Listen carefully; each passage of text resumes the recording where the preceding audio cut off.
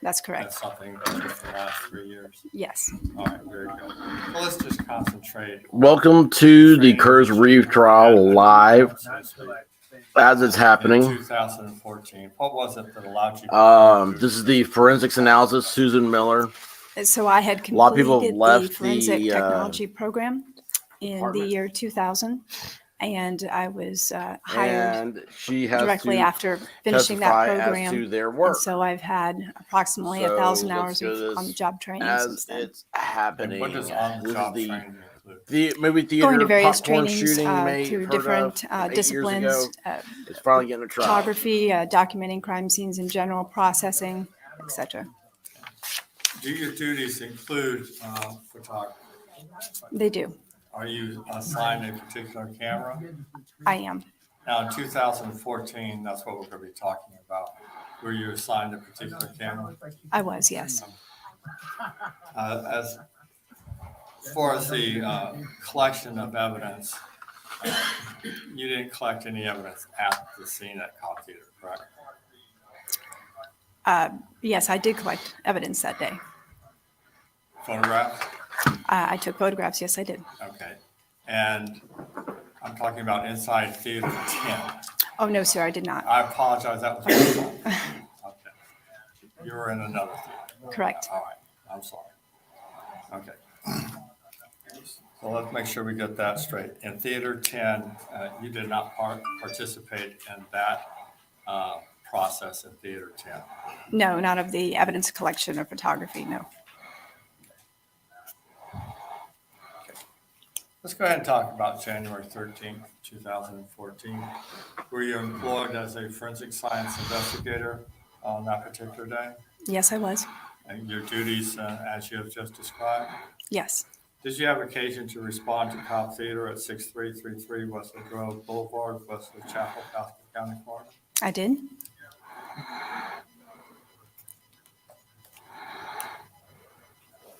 And do you recall approximately what time you arrived? Approximately 14:29. All right. For those of us that aren't familiar with military time, could you convert that for us? 2:29.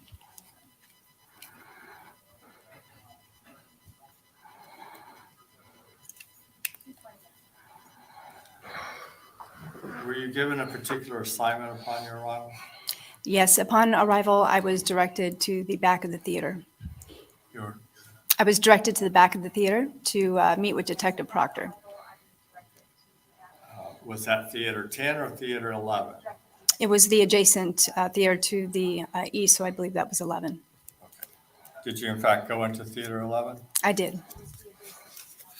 While in Theater 11, do you know what your assignment was going to be? It was to document the individual that Detective Proctor was interviewing. Do you in fact write a report about what you do? I do, yes. And is that report assigned a unique case number with Pasco Sheriff's Office being 14001529 for this event? That's correct. And your report and all the evidence you collected is under that number? Yes, sir. Yeah. You remember when he shoved Hookie's face into the deep fryer and then he pulled him out and he slammed his head into the woman's jaw? We have you inside Theater number 11.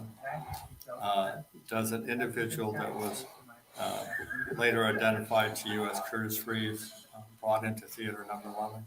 That's correct. And if you recognize the individual that was introduced to you as Curtis Reeves, if he's in the courtroom, would you point him out, please? Yes, he's a gentleman sitting at the table there. Okay. Let's be a little more specific. Would you Excuse me. please tell us at least coat color? Thank you.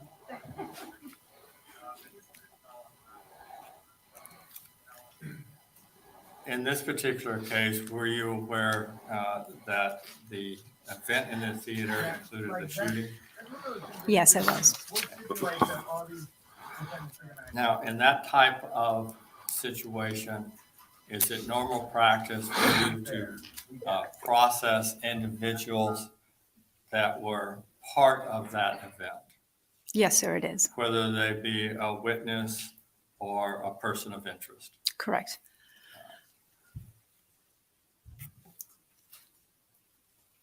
And can you tell me whether or not that normal process would include photographing and, if appropriate, the collection of items of clothing the person you were processing was wearing?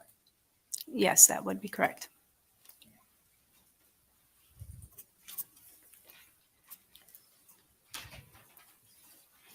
We have you in Theater 11. Mr. Reeves is brought into Theater 11. What was your intention at that time, knowing that Mr. Reeves was a person of interest? My intention was to photograph the individual and to collect swabs from the hands, to collect a GSR kit, do fingernail scrapings and cuttings, and then collect the clothing. Now, we're going to get some administrative stuff out of the way real quick, so we can just concentrate on your testimony, okay? You indicated that you took a swab. That's correct. All right. Would that be a buccal swab? I did, yes. Explain to the jury what a buccal swab is. A buccal swab is simply a large Q-tip that we use, and we go along the inner lining of the teeth and gums, and that's for the collection of cells to be used at a later date and time. Is a swab a sterile swab? It is, yes. Once that collection is made, first of all, how do you handle the sterile swab? Is it just like a cotton ball, something on a stick? That's why give me a visual. Oh, it's like a Q-tip, a large Q-tip. All right, very good. Now, once that's the material is collected by swabbing inside the mouth, what do you do with that? Those swabs are then placed back into the package that they came in, and then that is sealed with evidence tape and then placed appropriately in a paper bag. Now, because it's biological material, why do you use a paper bag? Well, we use a paper bag because you want any kind of material that may be moist, any kind of biological material, to be in a bag that can breathe. So you wouldn't want to put it into plastic where mold could grow on it. Okay. And did you, in fact, perform that function and take and utilize a sterile Q-tip and put it in Mr. Reeves' mouth? That's correct. And in the manner that you just described? Yes, sir. And did you subsequently put that into evidence? I did. Along with other items of clothing, did you have an occasion while you were there during the process to secure Mr. Reeves' shoes? Yes. And how did you secure those, and what did you do with them? Once the shoes were removed, they were also placed into a brown paper bag and sealed. Approach the witness, Sean. You may. Yes. Okay,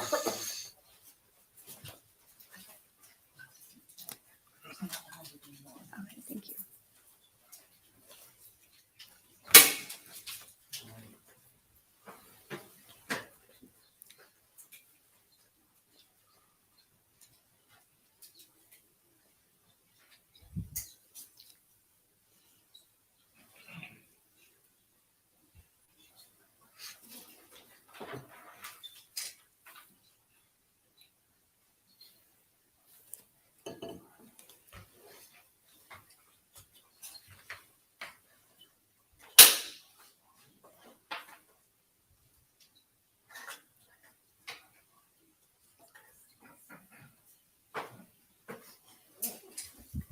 Approach the witness, Your Honor. Go ahead.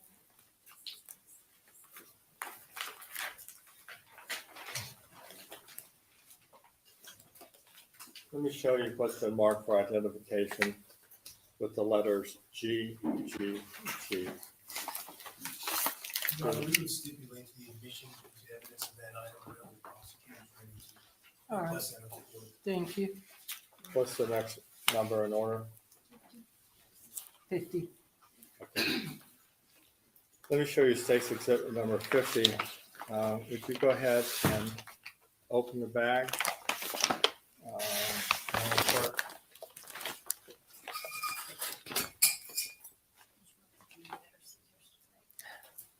got it too. Thank you.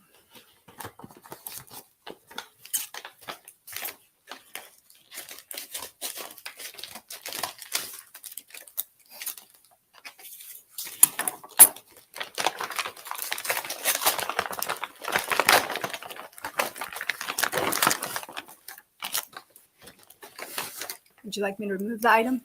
First of all, it's already in evidence. So is that Mr. Reeves' shoe? Is it reflected? Yes, it is one shoe, Question. correct. All right, can you go ahead and pull it up?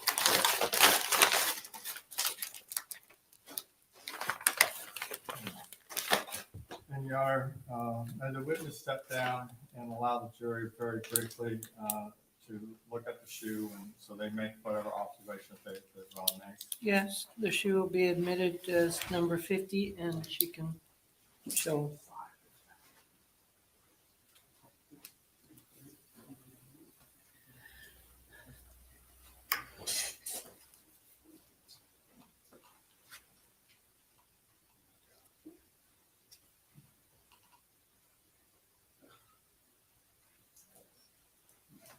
Of course, Your Honor, they'll get to see it later. Would you go ahead and place that back in the plan, please? You just stay right there. And now, after the clothes were taken, was Mr. Reeves provided some type of clothing to wear for the remainder of the processing? Yes, he was placed had in a my mic Tyvek muted. suit, which is just a white protective suit. Now, prior to him being placed I was in eating that- breakfast, wasn't paying attention. that particular suit, did you do some photographing of Mr. Reeves? I did, And where did that take place? within the theater.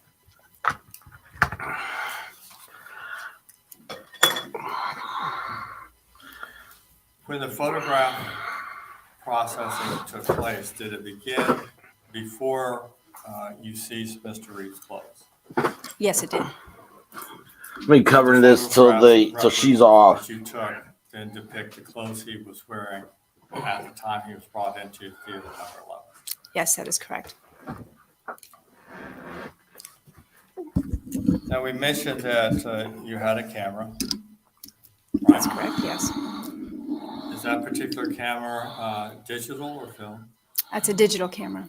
Let's talk about that just a little bit. Oh my That gosh. particular camera being a digital camera, can you tell us whether or not that camera, other than recording the photograph that is taken, along with taking the photograph, tell us whether or not it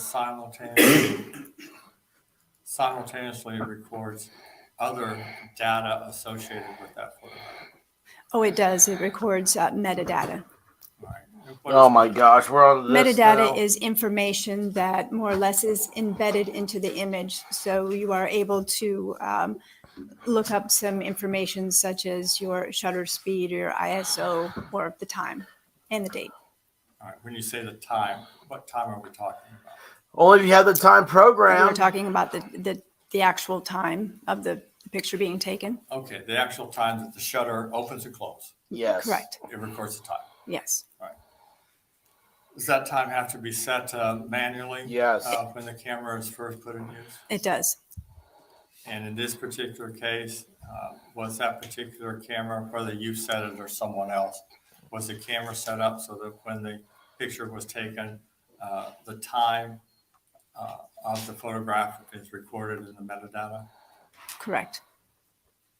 In this particular case, did you have occasion to look at the camera itself as far as the time was set and check it in some sort of way that you knew that you're in the afternoon, so the time was consistent with the time of day you were taking the photograph, consistent approximately with your watch? Yes, Okay. that information was entered into the camera when I received it. And was it consistent with the time of day and consistent with what you knew the time specifically was when you took the picture? Yes. Okay.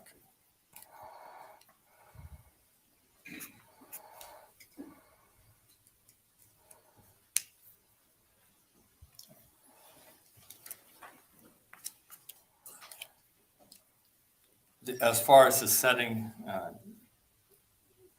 did you allow the camera to automatically set the setting for the lighting conditions, or did you manually set a setting? It was automatic, yes. And when you took the photograph, did you use any type of external flash? I did have an external flash on the camera. And explain to us what an external flash is. Well, typically on a digital camera, you have a pop-up lens great big that's usually flashlight built that into the camera. But if you need more lighting, on the there is an second the external shutter's flash that pressed. would be mounted onto the top of a digital camera.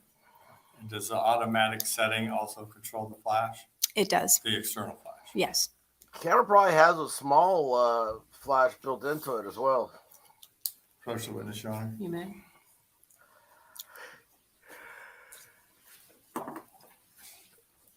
I'll let you guys know that this Likewise with these exhibits. this is all because of the Rittenhouse trial. The way that they start doing, they're analyzing these photos and everything now.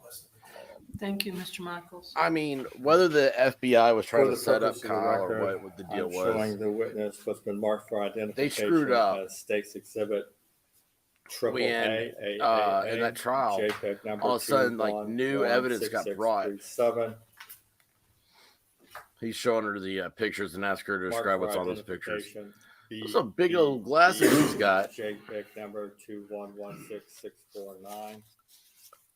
Guys, I gotta take a break from this for a second. I've got a delivery here I've got to take. JPEG number Talk amongst yourselves. 2116649.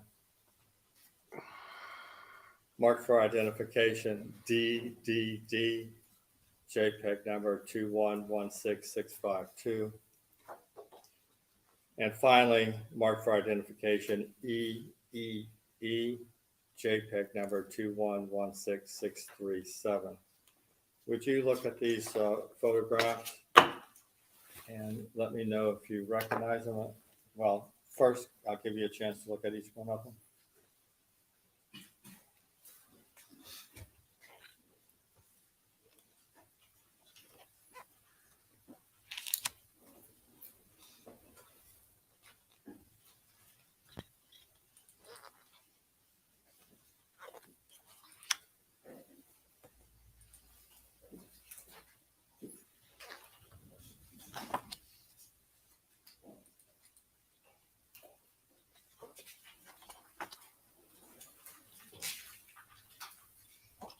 Yes, sir, I recognize those. Are those the photographs that you took on January 13th, 2014, inside theater number 11 at the Grove Theater of Mr. Curtis Reeves? Yes, they are. And if the individual that you were introduced to at Curtis Reeves is in the courtroom? Yes, he is. Okay. Your Honor, at this time, next in order for AAA, just for the record, will be 51, BBB, the exhibit number. 52,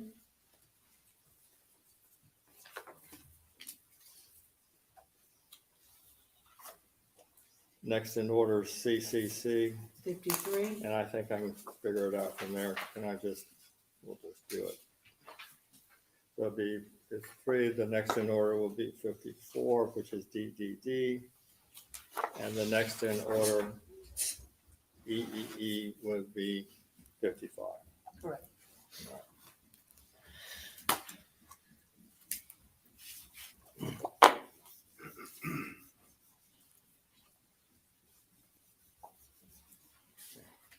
Your Honor, to facilitate the use of the photographs, I'm not going to use the Elmo. But may I stand?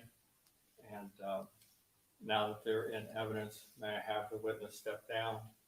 We'll publish the jury, and if I, with the court's permission, continue with the testimony with the aid of the photographs.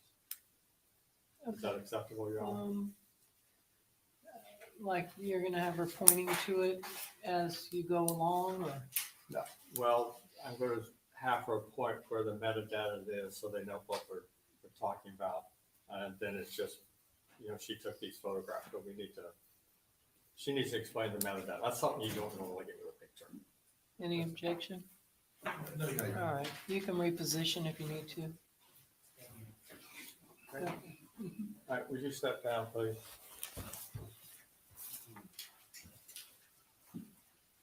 And if you would stand here, I'm going to give you state's exhibit number 51. And who is that? This is Curtis Reeves. Now, we talked about the metadata. Show the jury where that is and what we're talking about. That's the information that is along the right side of the photograph. And as you can see, it has different delineations of the information there. As far as the metadata on state's exhibit number 51, at what time on January 13, 2014 was that photograph taken? So this is indicating that the photograph was taken at 3:44 p.m. Let me show you state's exhibit number 52. Again, we have the metadata. Will you show that where the jury is? The information is right along here. And it's depicting the same thing as the previous photograph. It's got the date and the time and other specifics about the photograph. And what time does the metadata indicate that state's exhibit number 52 was taken? This one says it was 4:03 p.m.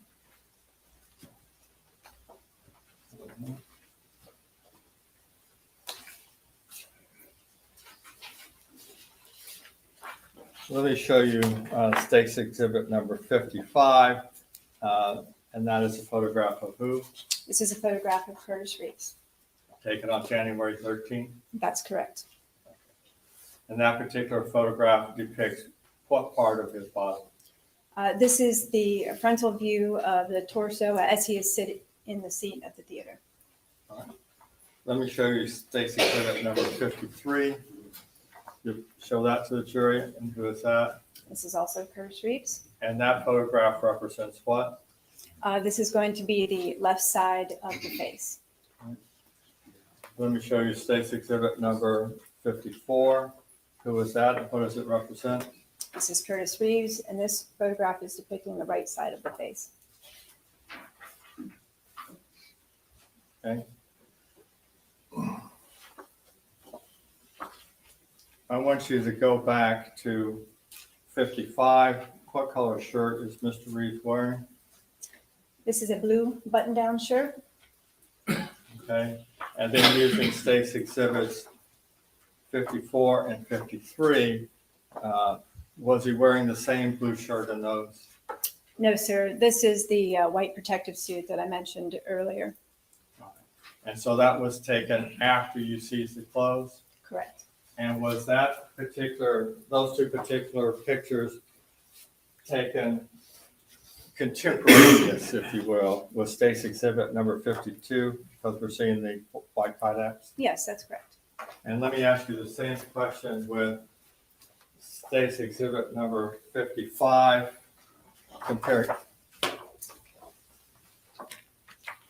comparing it to state's exhibit number 51. We see the blue shirt. So state's exhibit number 55, was that taken contemporaneous with the state's exhibit 51? Yes, that is correct. They're the same.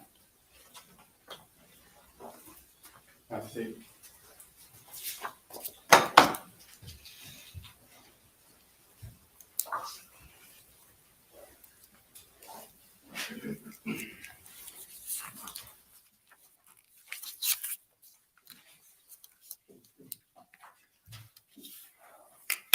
When I was introducing those photographs, you heard me refer to a number, and I said JPEG number. Remember that? Yes. Explain to the jury where the state got that information. Why is that on that particular picture? Well, that is part of the metadata from the camera that gets printed out on the side of that photo. Every time the shutter flashes? Yes, it has its own unique number. Correct. Okay.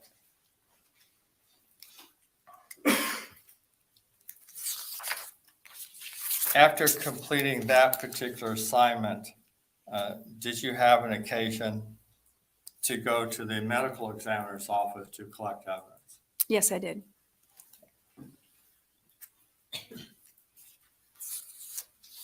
And do you recall that occurring a couple of days after? It did. It happened on the Wednesday following. For districts, for the medical examiner's office in this district, it covers Pinellas and Pasco. That is correct. Where is the medical examiner's office for this area? It is located off Almerton Road in Largo. And is that where you went? It is. Why did you go there on the 15th? That was to respond down there and pick up items collected during autopsy and bring them back to the sheriff's office to put them into evidence. And is that your normal procedure? It is, yes. Now, had the autopsy already been completed? It had been completed.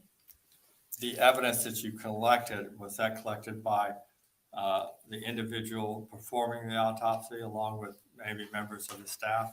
That's correct. Right. Is there a procedure when you go to the medical examiner's office, when you go there to collect evidence, certain forms that you have to fill out and speak to a particular individual? Yes, you have to talk to the lab personnel who will have you sign a chain of custody form for the items. And then upon coming back to the sheriff's office, an additional chain of custody form is filled out. As we mentioned with the Pasco Sheriff's Office, based on your experience in dealing with the medical examiner's office, does the medical examiner's office give each of their case a unique number? They do, And you're provided with that number. yes. So you can cross-reference the sheriff's office number with the medical examiner's number to know that that particular evidence goes with this case. That's correct. Did you have made contact with a representative authorized to release evidence in this case? Yes, sir. And did you in fact follow the procedure that you just explained? I did.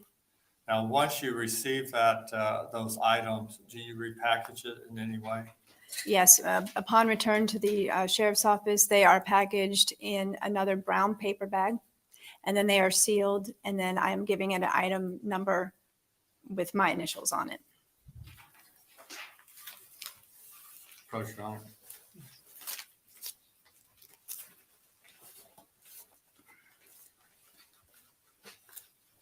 Let me show you State's Exhibit HHH, marked for identification, and State's Exhibit III, marked for identification. Would you look at the outside of the package and tell me whether or not you recognize that? Again, Your Honor, defense has no connection to the condition of this item. Thank you. Do you recognize both of those items? Yes, I do. How do you recognize them? It has the associated case number, the date, and it has my initials and the item number. It also has my signature on the bags.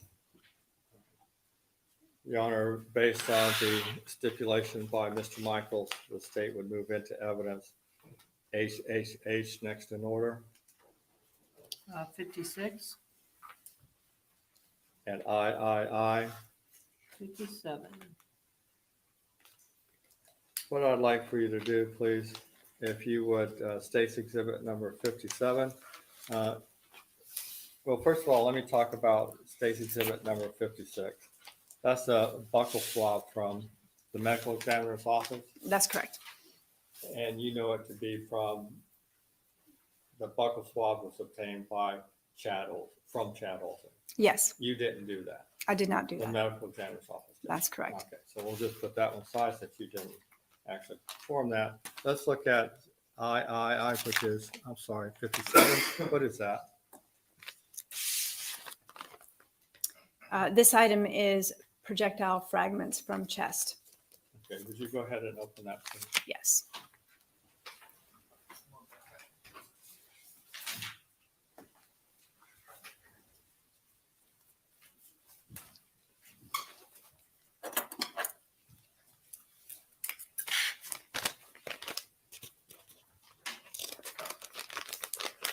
Careful. Mhm. Let's do it this way.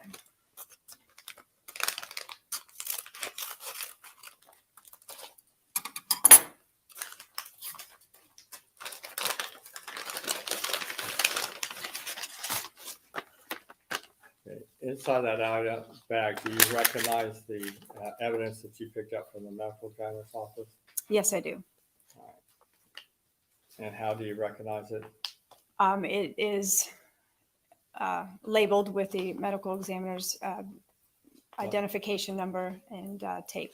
Very good. Can you put that back in, please? And that is what? So this is the projectile fragments from the chest. Do you want the shoes? Yeah. Put that back in the bag. Just a moment now. What-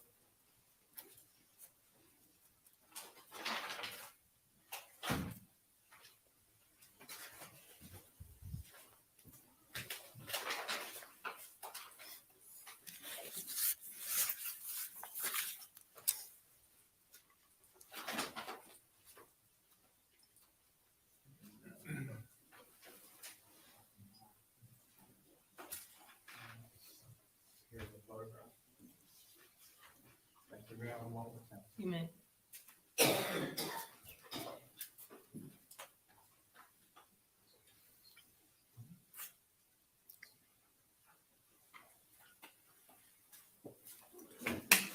Thank you. I have no further questions.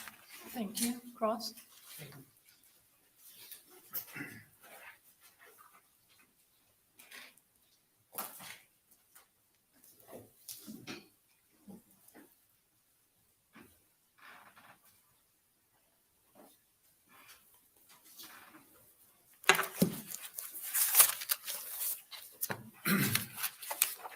All right, when you responded to the Cobb Theater back in January of 2014, you met with Captain Steffens, correct?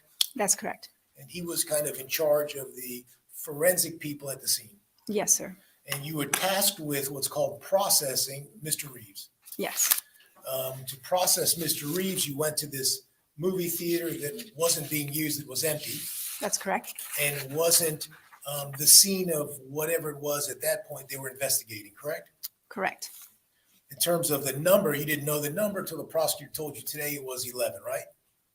I knew it was adjacent to the theater that had been involved. So 9 or 11, Correct. if To the they're east. if they're numbered sequentially. Yes, Now, by processing Mr. Reeves, you collect his shirt, I did. the blue shirt we see in the photograph. Correct. You do some nail clippings, I did. right hand nail clippings and left hand nail clippings. Correct. And then what you do with the clippers, you actually preserve those too, I do. so that any of the potential biological information, DNA, et cetera, would be on the nails and also on the fingernails, on the fingernail clippers potentially, right?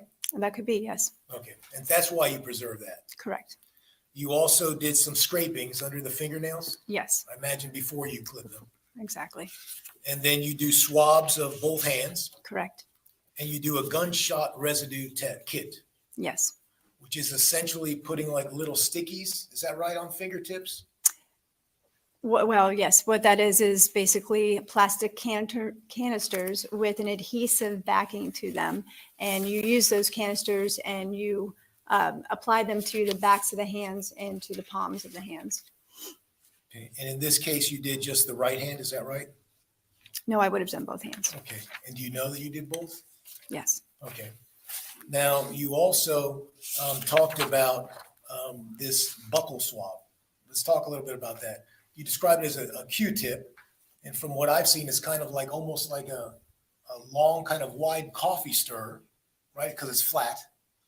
yes, The item that you're collecting the buccal sample with, correct. and then the top is like a Q-tip, but again, it's flat and kind of wide. It looks very similar to a large Q-tip. Okay, but flattened. Flattened, it has a little bit of substance there, like cotton substance. I don't know that it's flat. And that's because what you do is actually run it into the mouth, the gums, Correct, yes. the tongue, all inside the mouth, inside All the cheeks as well, yes. right? Inside the cheeks, yes. And that's to capture DNA. Correct. Okay, because that's what the buccal swab is used for. You do that collection so down the road, anybody who's wants to can use that as a sample to get DNA off of that. Yes. Okay. And in this particular case, you went to the theater kind of going into the back door as opposed to going into through the lobby and all of that. Yes. And you encountered, you said Detective Proctor? Detective Proctor Okay, so Proctor is the one that guided you to Mr. Reeves? and Detective Koenig. Okay, they were together. Yes, And so you take Mr. Reeves into this theater to process him that's correct. and to take photographs as part of you processing Mr. Reeves. It is. And so in this case, what you do as a forensic investigator is you're going to look over the subject that you're going to photograph.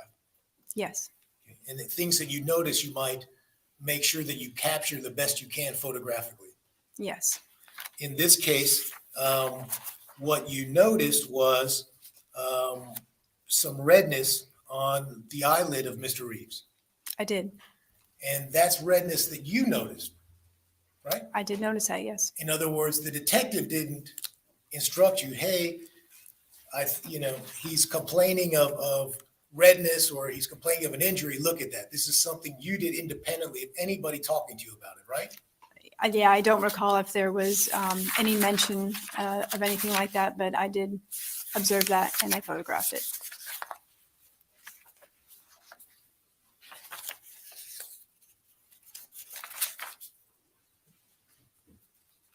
Okay, let me ask you specifically.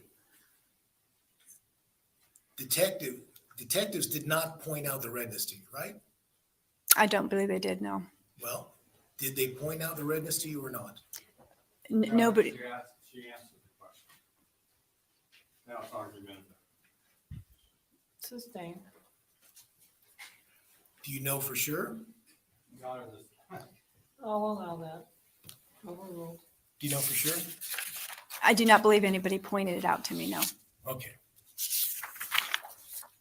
And certainly Mr. Reeves didn't point it out to you and say, my eye hurts, take a look at it. I don't recall him doing that, no. Well, did he? I don't recall him doing that, no. Okay. If I show you something, there was a hearing on this case a couple years back. If I show you something, would it help to refresh your recollection? Since you don't remember? Oh, sure. Okay. Page 960, line 15. Court proceeding.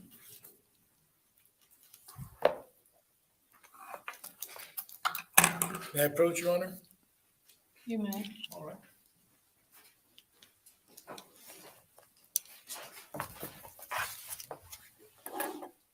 And I'm going to direct your attention to lines 14 through 24 to keep things in context, okay?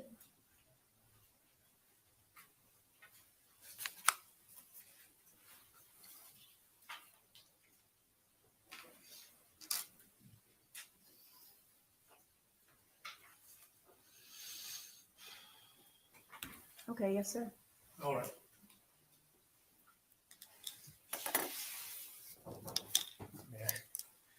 Your Honor, may I? Yeah, thanks.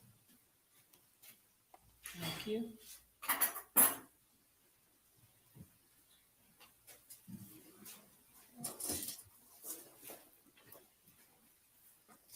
What I showed you was some prior testimony. You recall that now?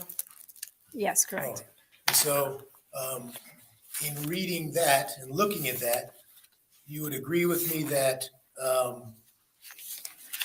the detective did not point it out to you, the Yes, redness, correct? correct, And Mr. Reeves did not mention it to you, correct? correct. It was your observation that led you to photograph the eyelid. It was.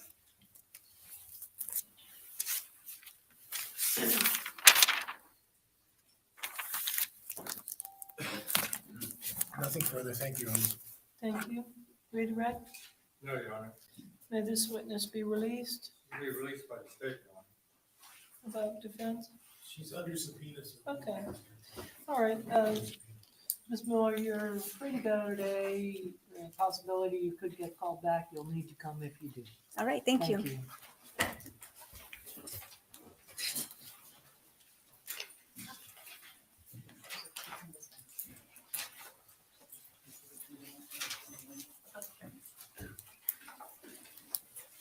Who's next? Dr. John Martin.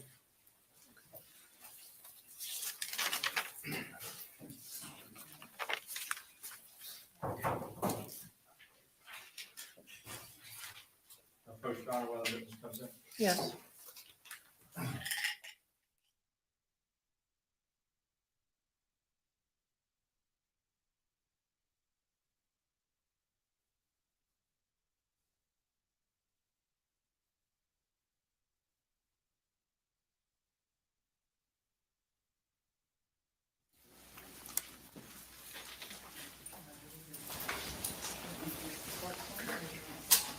Do you solemnly swear or affirm the testimony you shall give in this call to be the truth, the whole truth, and nothing but the truth, so help you God? Yes.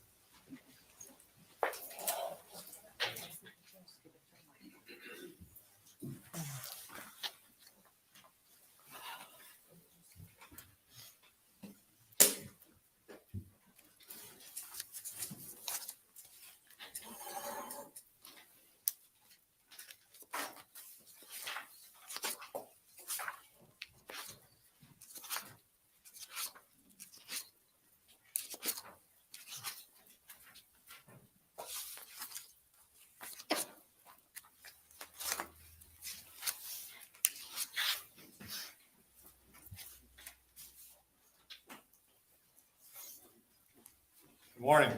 Good morning.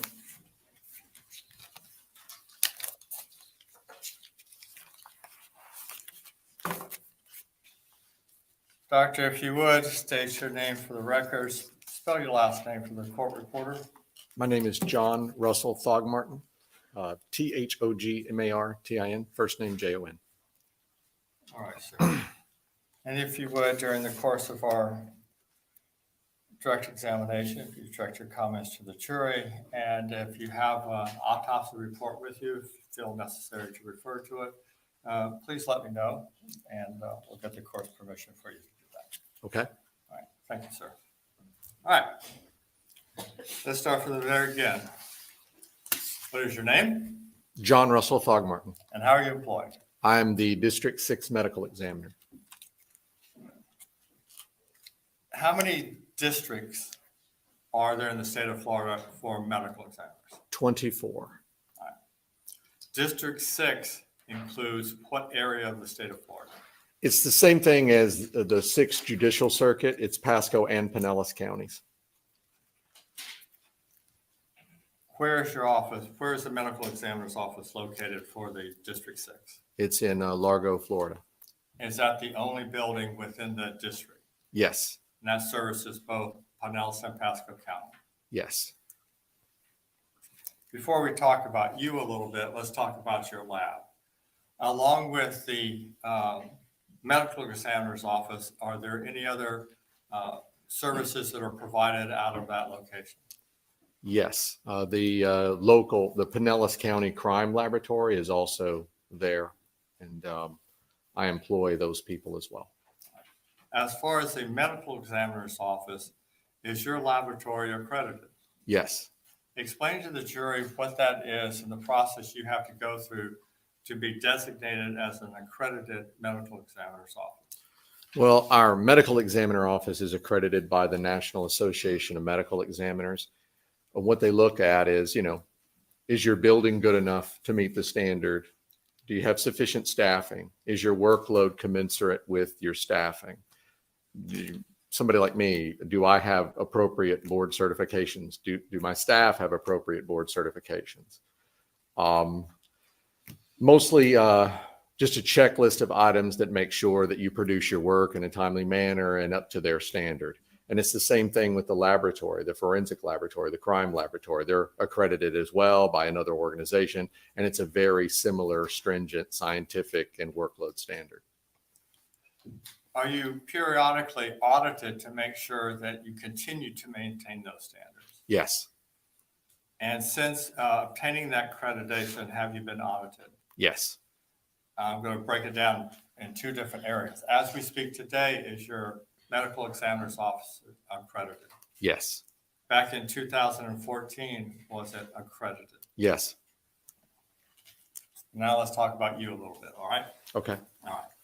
Dr. Thogmartin, give us the training and education that you have to go through so that you meet the accreditation requirements to be a medical examiner? Well, have a degree in medicine. I graduated from medical school in San Antonio, Texas in 1990. I then did a 5-year residency in anatomic and clinical pathology, also in San Antonio in the hospitals there. Finished that in 1995. And then I moved to Florida to do fellowship in Dade County, Florida. They have a really good fellowship program there. So that's a 6-year postgraduate training. Finished that in 96. Okay. And as far as the degree and as far as anatomical, you use a word that maybe not everyone in this courtroom might be familiar with. What is that?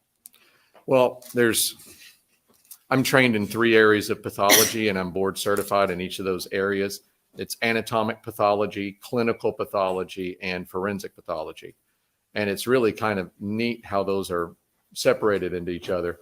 Anatomic pathology is diagnosing things in solid human tissue, like, tumors, solid tumors, breast tumors, things like that. And then clinical pathology is diagnosing things in the fluids of the human body, blood, cerebral spinal fluid, urine. So clinical is fluid, anatomical is solid. And that's the way I divide it up. I think that's the easiest way to explain it. Now, forensic pathology is actually a subspecialty of anatomic pathology. And it deals with taking the autopsy and that you learn about, in medical school, applying it to traumatic cases, and then being able to present viable scientific testimony regarding those cases in court. And you are board certified in each of those areas. Yes. What does it mean to be board certified? You take a really hard test and you pass it, and then you're board certified. Okay.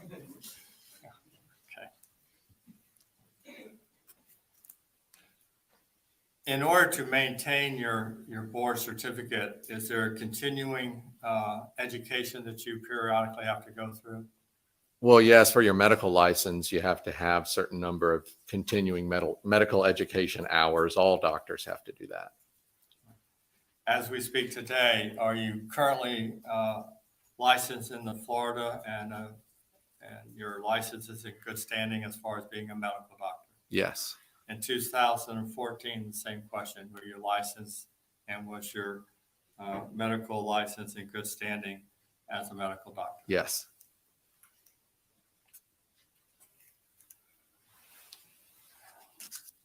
When we talk about the services that are performed within the medical examiner's office, do you perform autopsies? Yes. We're going to talk about that in a little bit and define it. But is that part of your duties to perform autopsies? Yes. And how many do you think you performed as we speak? 5,000 plus is kind of my standard answer. Okay. And back in 2014? Yeah. It was about that. I mean, one time I did many years ago, I counted up as I was at 3,500. So it's been quite a few since then. So I'd say 5,000 or so, maybe a little more by now. Okay. In the past, have you testified and been allowed to render your opinion as to cause of death in a particular case? Yes. More specifically, regarding the cause of death, have you been allowed to render your opinion as to whether or not the cause of death was, in fact, a gunshot wound? Yes. And again, can you give us the ballpark about how many gunshot cases you've been part of and investigated? There have been many gunshot wounds. Some of them are even multi-gunshot wounds. Most cases are suicide by gunshot wound, but it's one of the most common cause of death. I would say ballpark, it has to be near or around 1,000, I would say. Right. When investigating as part of your performance as a forensic pathology, does each gunshot wound case you do give you an opportunity to confirm and learn how a particular projectile can affect tissue and bones within the body?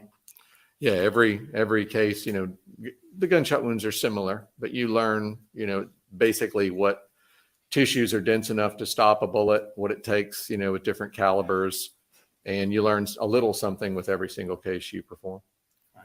And would that also include those things that over the years and based on that experience, that as a forensic pathologist, as we speak today, you can assist the jury as far as determining the path and direction of a projectile through the skin? Yes. Okay, and we're going to talk about it a little bit, but that's how you acquire that information, is through years of experience. Yeah, training, experience, education. Yes. We're going to spend some time talking about the autopsy and the finding in the autopsy. I will be using, and you will be using, terms that maybe not everyone in the courtroom is familiar with. Let's just spend a few minutes defining some of those terms that are unique to this case, so we have when I ask you the questions, we're all on the same page as far as the definition. Okay? Okay. Okay. First of all, we use the term autopsy. Tell us what an autopsy is. Well, an autopsy means to see for oneself. It's a medical surgical procedure involving the external and internal examination of a deceased human body, and to try to determine why the person is deceased. It's that simple. You mentioned to us what a forensic pathologist is. Can you just go ahead and remind them and expand on that just a little bit? Because that's the role you're playing today, correct? Yes. All right. Well, a forensic pathologist is a medical doctor that basically works at a medical examiner office most of the time. And what we do is we're experts on evaluating injuries of the human body.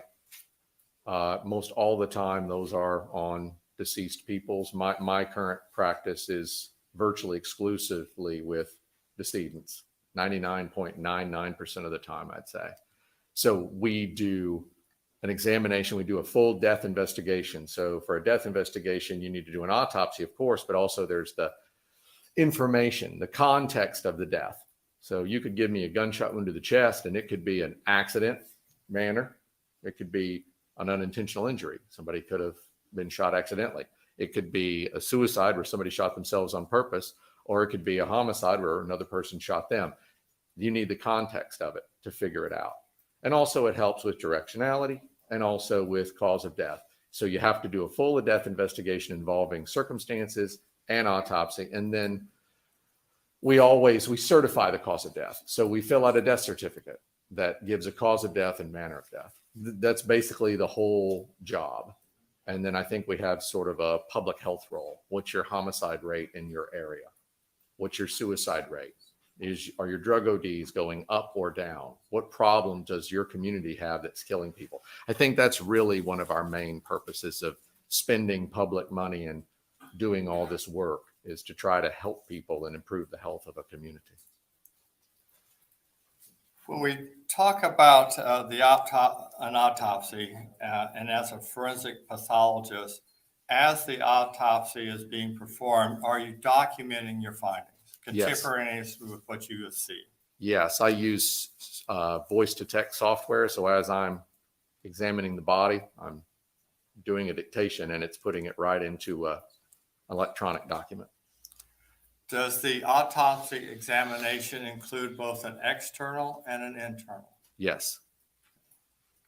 Does the autopsy examination include not only report, but photographs?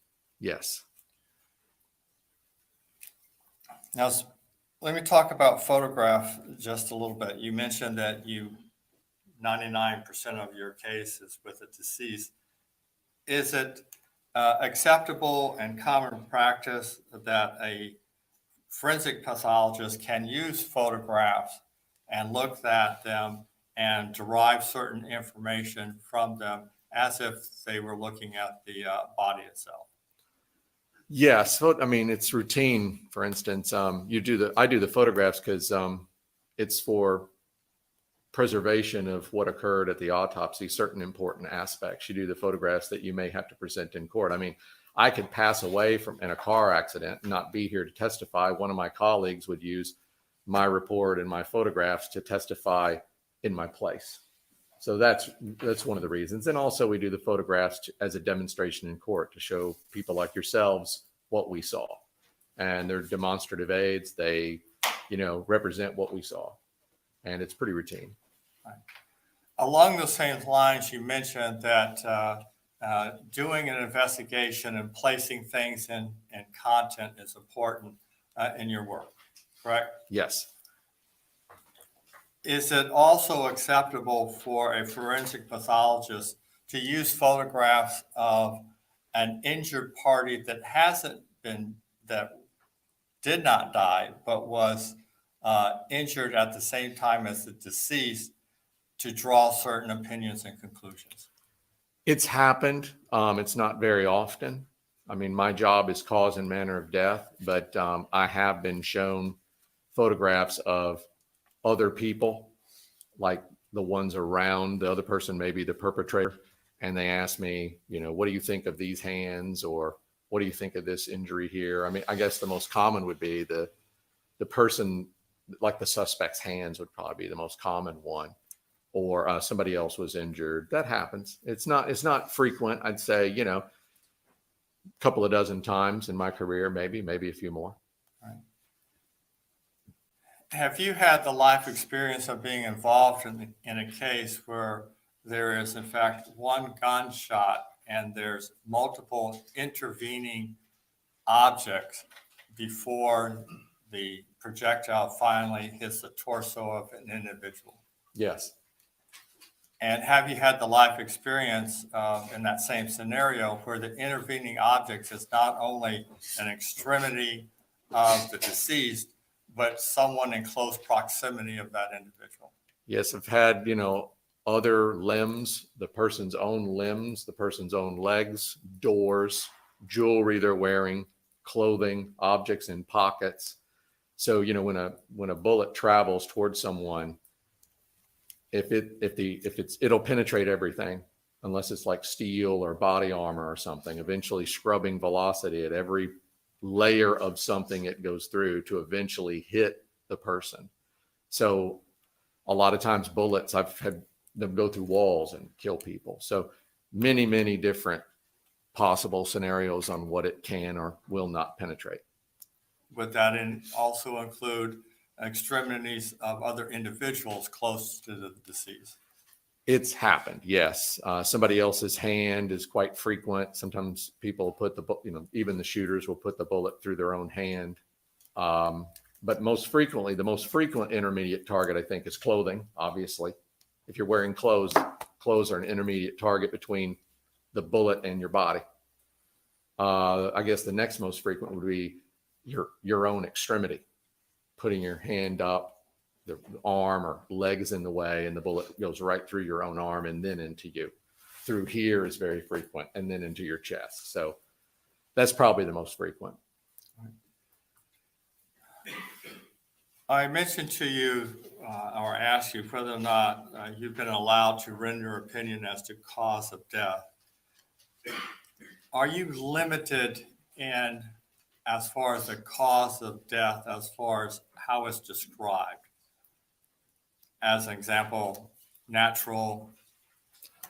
Yeah, cause of death is different. What you're describing is manner of death. So cause of death I is, apologize. I used the wrong word. okay. That's why you're up there.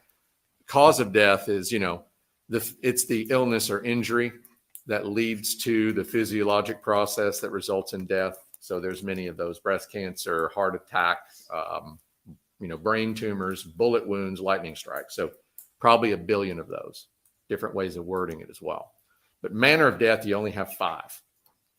And that's based upon the context of the death or how the injury or lack of it. If there's no injury, it'll be a natural.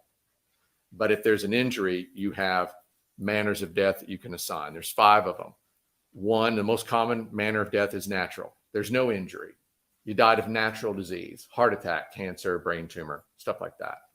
Then there's homicide. One person killed you. A person or person's killed you. One person kills another. And then there's accident, car accident, lightning strike, shark attack. Those would be unintentional injuries, acts of God. So that's accident. Then the other is suicide. Somebody brings about their own death. They hang themselves, they shoot themselves. And then the last one would be, I can't assign a manner of death. I can't decide between 2 or 3 of them because I'm not sure if it's a suicide or an accident, or I'm not sure what occurred. I've got a skeleton laying out in a cornfield and they're just bleached bones. I have no idea what happened.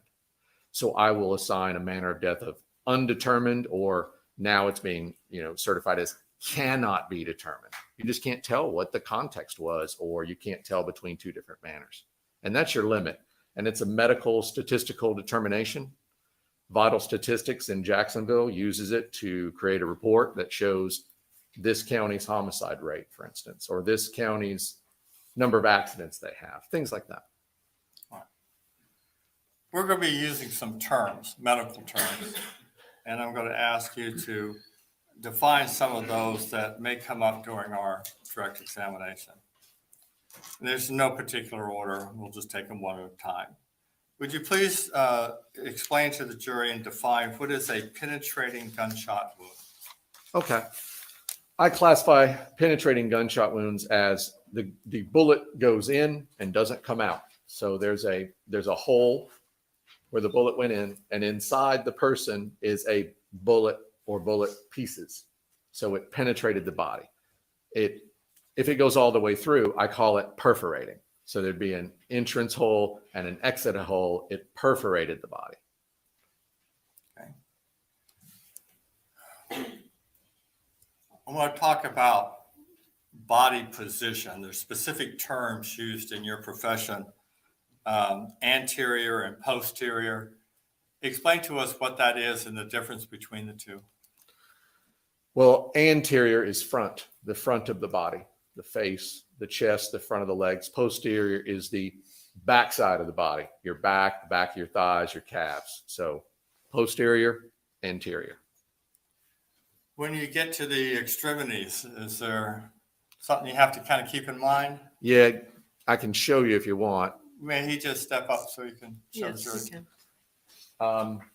With the upper extremities, because we can do this with our forearms, we can move them. So if you're talking about anterior, it's the body in the anatomic position, which is palms forward. So all this is anterior. This is posterior. So this, when I'm describing stuff, everything is, the body is like this.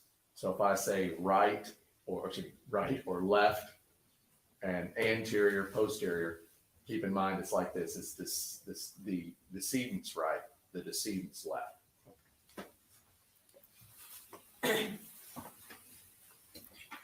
Along those same lines, let's talk about anatomical position.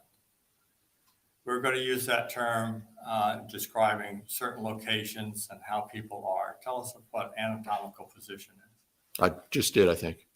Well, would it include leaning, squatting in different positions?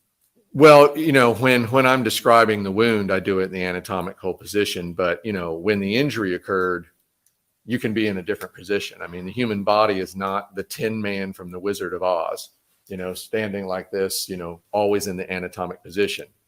The person can do this, bend over, twist, move their arms this way.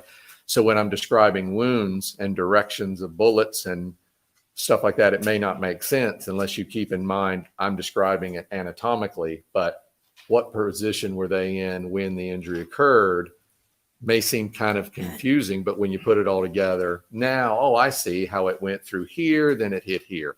It makes more sense when you consider the injuries in the description in the context of where the person was, how the person was positioned, where their arms were, and what they were doing when the injury occurred. One of the terms we're going to be talking about is intermediate range grazing gunshot wound. I know that's a mouthful. Break it down for us and tell me what we're talking about. I think a a lot of these terms are unnecessarily complex, but it's kind of common sense. A lot of my work is nice in that it's common sense. Graze gunshot wound, that's very descriptive. It means that the bullet flying through the air grazed the skin. So it makes like a trough or a cut, gouges the skin. It doesn't fully go in the body. It just causes a skin wound or soft tissue injury. Now, if there's ones that'll almost go in and kind of tunnel under the skin, but then there's ones that just touch the edge of the skin, and there's certain characteristics of that. And when you're talking intermediate range, so we have types of wounds: penetrating, perforating, and graze. When you're talking, then you talk range of fire. There's 3 ranges of fire that forensic pathologists describe. And that's what we see on the skin. We base that on the skin and the body. You have contact range, where the muzzle is pressed up right on the skin when the gun is fired. The muzzle of the gun is right there on the skin. And then you have intermediate range.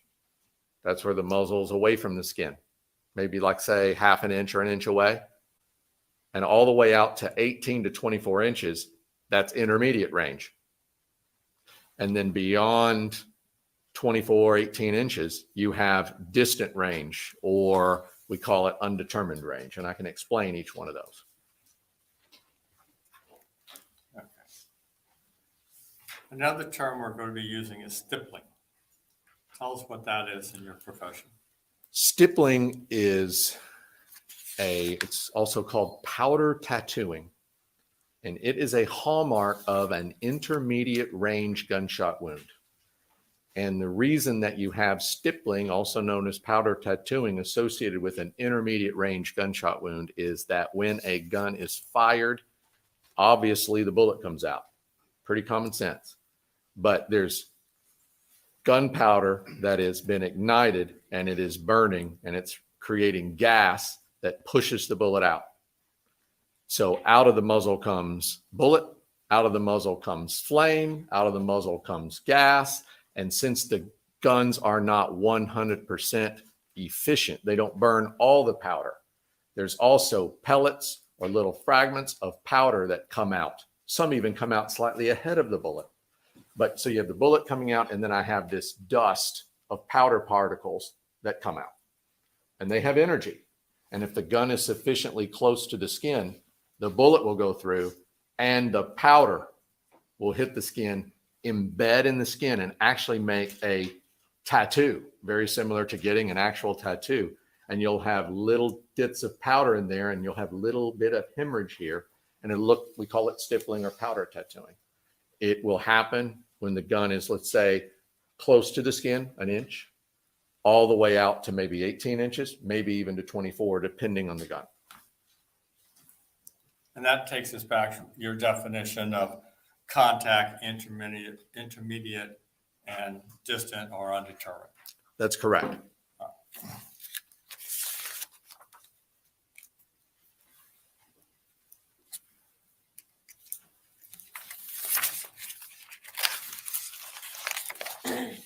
While we're talking about the stippling, and I mentioned from close to contact to intermediate to distance or undetermined. This cone, is it like a shotgun? It's not rifled. Does it come out as further you go, it spreads further, or does it stay a direct path like the bullet? It's very similar to like a shotgun being fired with birdshot. Very similar, although much less powerful. You have little particles, like maybe you have, sometimes gunpowder is ball powder. It's like little balls. And it comes out, and what it does is you'll have a cone of this stuff come out. If you're closer, the stippling around the wound will be really tight. And as you get further away, it gets looser and looser, and the stippling is more faint, and it's less dense, and it's more spread out. And eventually, when you're further enough away, again, depending on the caliber of the gun, the barrel length, the type of powder, the speed of burning of different powders, eventually the powder, since it's so lightweight, the wind resistance, the air resistance causes it to decelerate. and it'll not have sufficient velocity to penetrate and stick into the skin. So at like say 18 to 24 inches, it loses all its momentum. It may dust the skin and just fall right off. But if you get closer, it's got enough energy to stick in. And you'll see it as you get further away, it gets thinner and thinner, fainter and fainter, and more spread out until eventually you don't get it anymore when you're further enough away. And that does assist you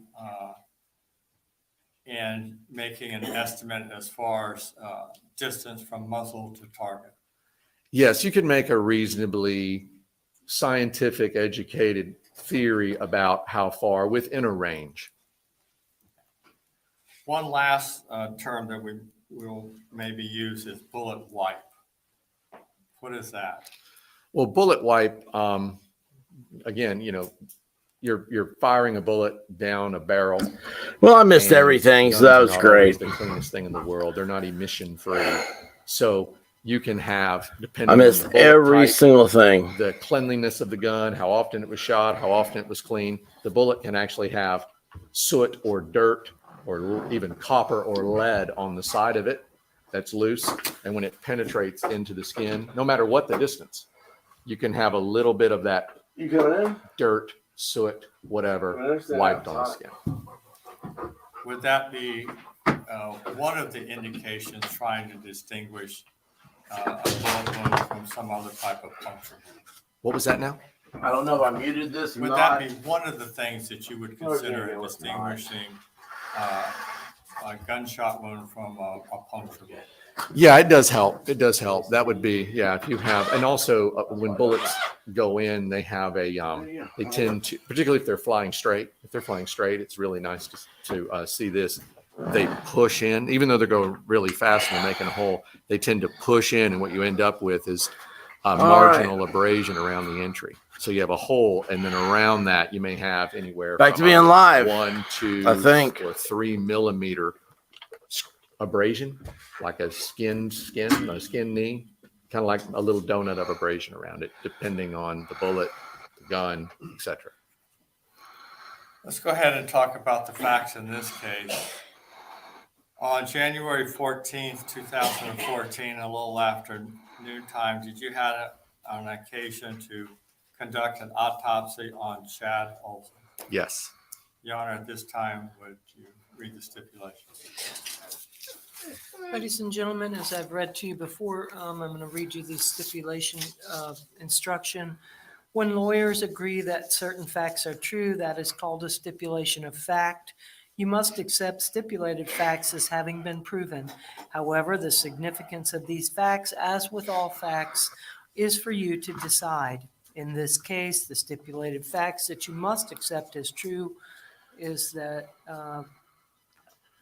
the counsel for defense and state hereby stipulate and agree that the individual who was shot on January 13th, 2014 inside Theater 10 at Cobb Theater is that of the alleged victim in the above styled case, Chad Wayne Olson, a human being, and that he is dead.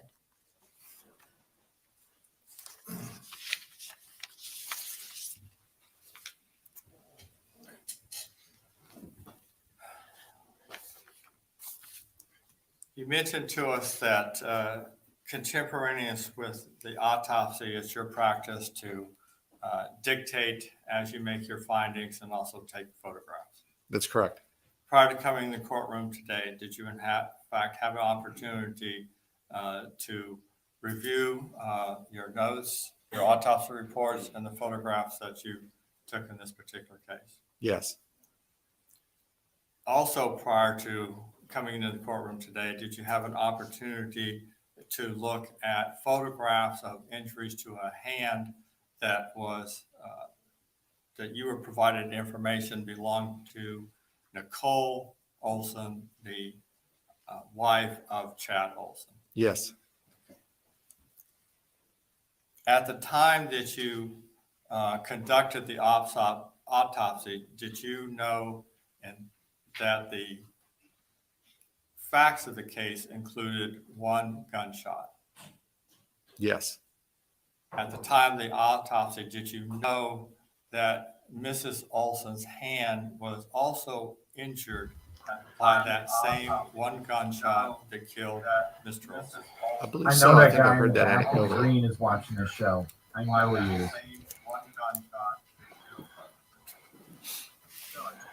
Let's go to January 13th, 2014. Were you notified by the hospital in Wesley Chapel that Mr. Olson had died? My office was, I have investigators that work in Pasco County, and Dustin Daly, one of my investigators, was notified. The information that you originally obtained, did it indicate that Dr. Contrell had pronounced him dead at the hospital? That is in the medical record, yes. It was, that physician did pronounce him dead. And what is your procedure once you've notified that an individual has been pronounced dead and possibility? And what is your procedure once you're notified? Well, under 406.11 and 406.12, any person that knows a case like this, where there's a gunshot wound, is obligated to report it to the medical examiner. What we do is we do a death investigation. We get the circumstances, and then the body is transported by my employees to the office. We do weigh and measure the body, do an external exam, and the external exams are pretty routine. What you're looking for is signs of what may have caused death. In a case like Mr. Olson's, it's unfortunate for him, but at the same time, it's kind of obvious, what caused his death. He had an obvious single gunshot wound to his chest that really caused his death. He also had a grazing gunshot wound to his right wrist area. Once you are part of that process where you go and you pick up Mr. Olson's body, bring it back to the medical examiner's office, is it your practice that your office assigns a unique medical examiner report number to this case? In particular, in this particular case, was that number 5140066? Yes. Would that report be reflected on the autopsy? Yes. And would that number also be used to reference any photographs that you may have taken during the autopsy? Yes. Would it also reference to any foreign objects that you would have removed from the body? Yes. It's all cross-reference. Yes. That number. Guys, I know this is boring stuff. So Now, I mentioned photographs. I had to take prior to delivery. coming into the courtroom today. Got a family did you member. assist the we're moving in office of here. the state attorney So and selecting photographs that you felt not by would choice. be helpful in explaining your testimony to the jury? Yes. And so this is a You may. wild and crazy time here.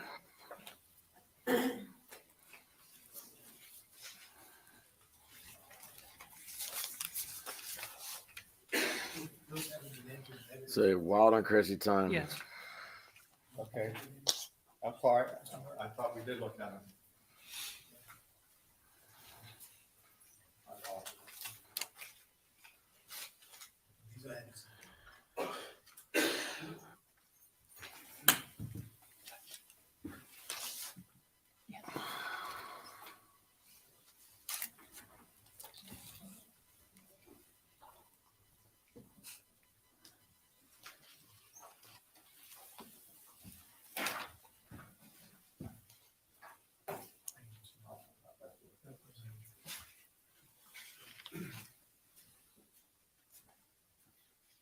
Let me show you what's been marked for identification as JJJ, JPEG number M5140066-017.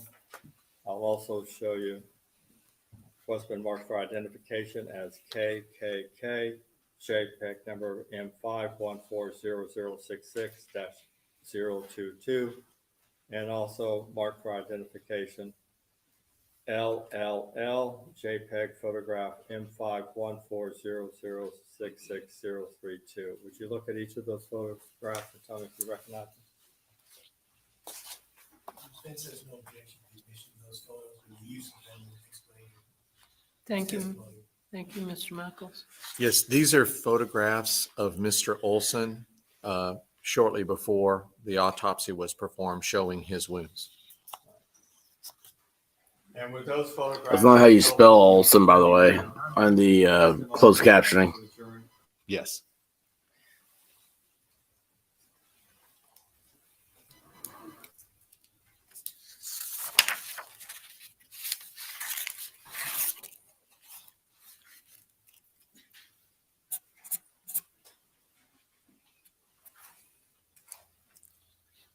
Let's begin by discussing the external examination. Did you have, is it part of the autopsy to take certain measurements, height, weight of the deceased? Yes. Did you do that in this case? Yes. The height of Mr. Olson, what was it determined to be He was by you? 76 inches or 6'4" How did you make that determination? with a ruler. We just measure him as he's there on the table. Okay. As far as the weight, We weigh him on the table, subtracting the weight of the table. At death, he weighed 205 pounds.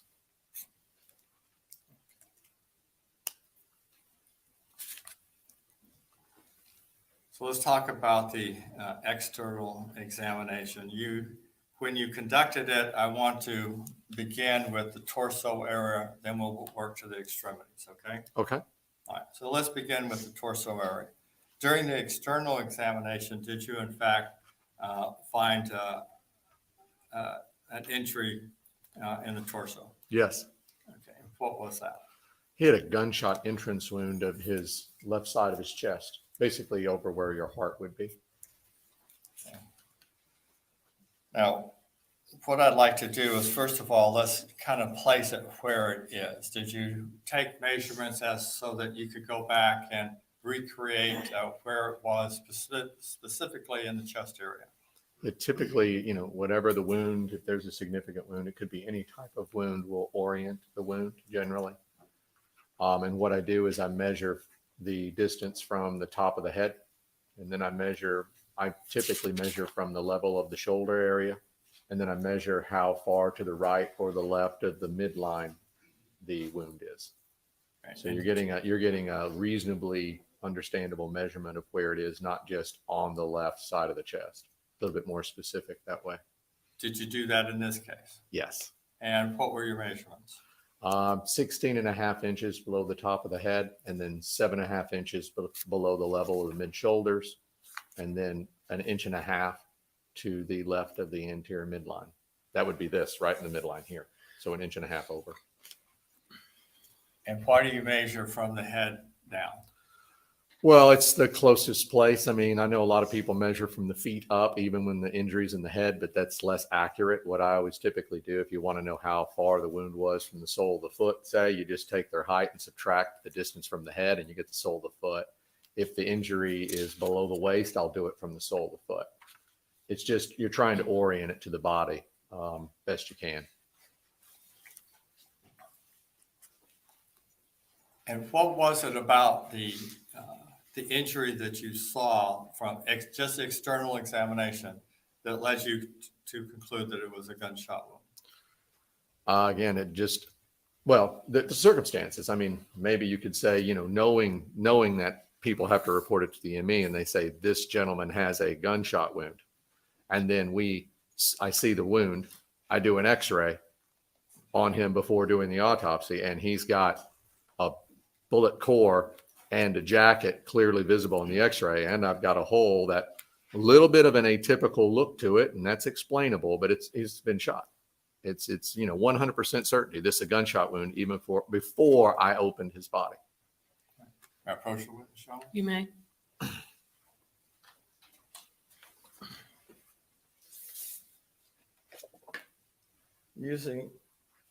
Your Honor, at this time, I would move into evidence marked for identification JJJ next in order. 58. That'll be admitted as 58. KKK next in order, 59, it'll be admitted as 59. and LLL. 60, it'll be admitted as state 60. Your Honor, at this time, may I publish the photograph, specifically State's Exhibit number 58, and then the witness step down. You may. All right, you step down with me, please.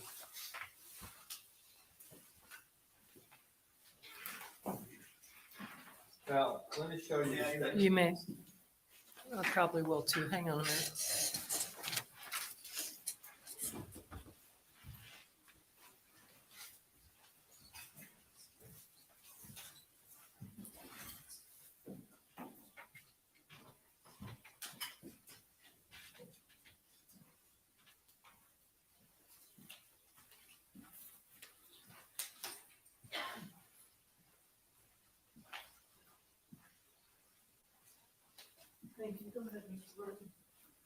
Let me show you state's exhibit number 58. Is this one of the photographs that you selected that would be helpful in explaining your testimony? Yes. I'm going to hold it for you so that you can point and talk. But please explain to us, where is the entrance room? This is the entrance room, right above the ruler. All right. There's another object about the 11 o'clock position. What is that? Well, it's an abrasion. It's like a impact scrape, I think. I hate when they don't show what they're talking about because, like, oh no, we can't show you It's probably most gruesome likely images. related I mean, to we all have the gunshot internet. wound. We've all Maybe seen it's- gruesome images. He had this graze first, and I think we'll explain that. But it may be flesh or something coming out of one of the intermediate targets and hitting his chest. It's also possible that it could be something from medical intervention. Sometimes you'll see when people are being CPR, they'll have scrapes or things. It's a little bit unusual to be that. I would favor it's probably related to the gunshot wound in some way. Yeah, it's most likely the gunshot wound. I mean, Shoot hit his chest at high speed, or I don't want to be too blatant. The other injured party may be something from her that hit his chest. It's not unusual to see that. And a little bit less likely, but reasonable, it could be something from people doing a bunch of CPR on him. If he did get CPR. No, as you look at the wound and as a layperson, it's not perfectly round. Explain to us the shape that we have. Well, the caliber of the gun, it's a handgun, it's a 380 automatic. I'm assuming automatic. So bullets will fly generally right out of the gun if it hits a person. It's spinning perfectly. And at the range we're talking about. I mean, look at his wife. So it's going to make a nice punched out round. I'll tell you, we got better Perpendicular. Nice image punched here out. than they do on Rakita. Really nice. This is very unusual looking. It's Be glad that you're here. The weird looking. image That's quality because of our this is a stream tumbling is bullet. better than Nick The bullet Rakita's. is I'm already comparing them struck side by two side. intermediate targets, and it's at least doing this. And that's the reason for the difference. That's correct. Okay. You may have a seat. Are you gonna do any more right now? No, we're gonna go, no, but you will have to come back, I guess. That's fine. Sorry. That's all right.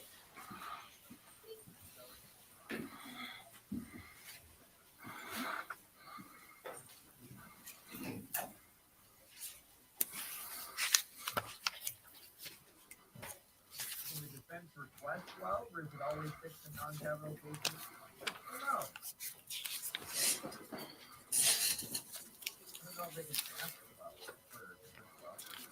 Typically, you get what the law says that you get.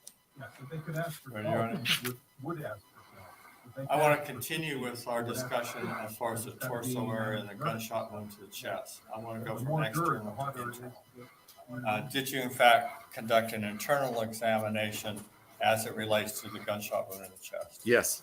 And what were your findings? Well, the bullet went through his skin. It went through the underneath his fourth rib and nicked his fourth rib. Then it went through his heart.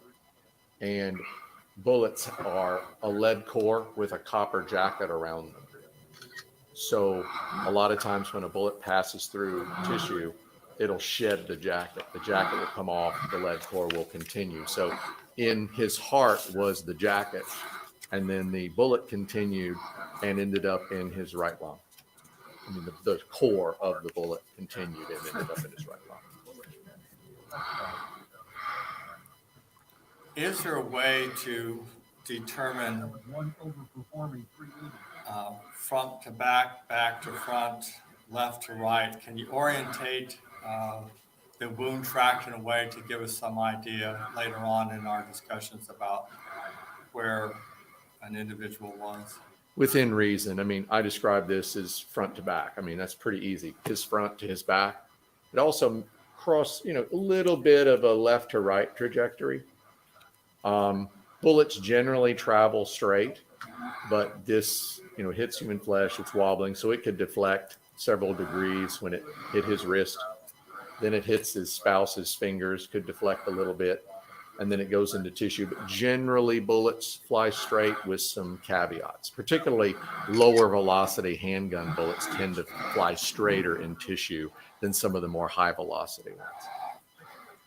During the autopsy, did you actually recover a foreign object? Yes. What was that? Well, it was a medium caliber jacket of a bullet and a core of that bullet.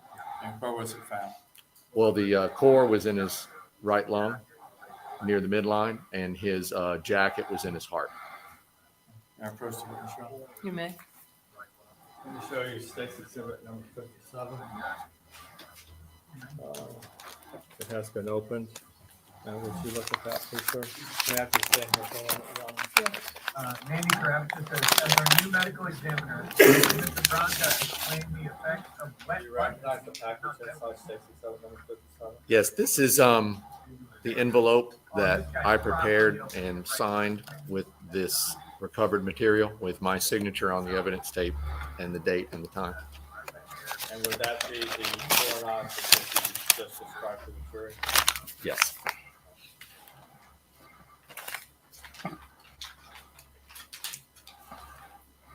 What exhibit was that? 57, Your Honor. 57, thank you.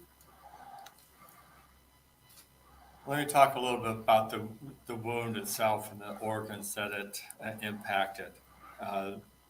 Was the heart damaged by the projectile? Yes. Don't talk a little bit about anything. If a person is shot and a projectile hits the heart, does the individual immediately drop to the ground, or is there some time delay? Depends on the circumstances and what's going on in their head. They don't have to drop. They can drop. I've been shot and just sit down, but I've had and know of and been consulted on cases where they run far. They do a lot of things, hundreds of feet. They can run, they can talk. So no, the human body can keep functioning for a period of time unless it's hit in the central nervous system. If you don't damage the brain or spinal cord, there's no guarantee the body's just going to drop. You can keep going. Okay. Hypothetically, if someone was shot in the chest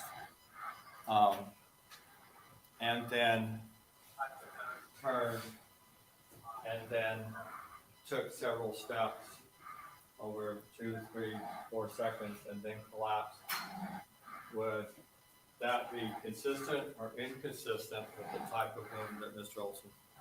Consistent.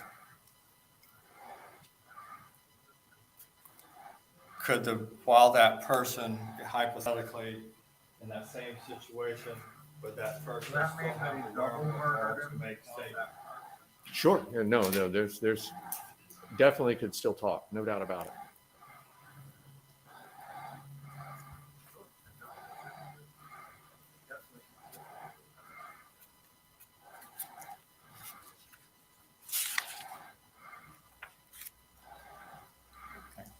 May I approach the witness? You may. I want to go to the extremities at this time. If you would refer to State's Exhibit number 59 and 60, what I'd like to do is start with 59, and let's discuss that, then we'll do 60. Okay. State's Exhibit number 59, what is that? That's a photograph of the, again, anatomical position, the lateral portion of his right hand and wrist. Okay. Show us using your, what's the lateral? It's right here. Part of your autopsy, did you in fact examine that wound? Yes. Is it characterized as a grazed wound? It is a classic grazed wound.